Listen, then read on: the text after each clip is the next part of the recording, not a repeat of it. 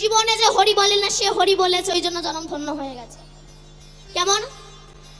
এক কাপড় ব্যবসায়ী সারাটা জীবন ব্যবসা করেছে, ব্যবসা করে মরে যাবে যাবে ভাব বলছে। আমার বড় ছেলে বলে এই তো বাবা আমি তোমার মাথার ধারে।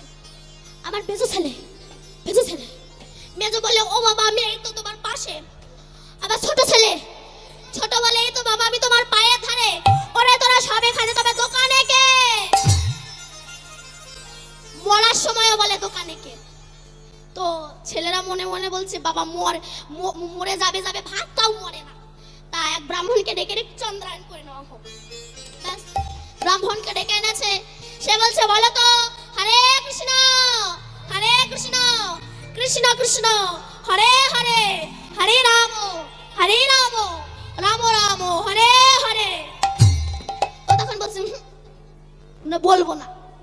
তা ব্রাহ্মণ মনে মনে ভাবছে হয়তো এত বড় কথা বলতে পারবে না।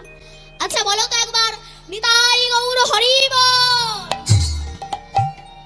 ও তখন বলছে অত শত কথা বলতে পারবো না।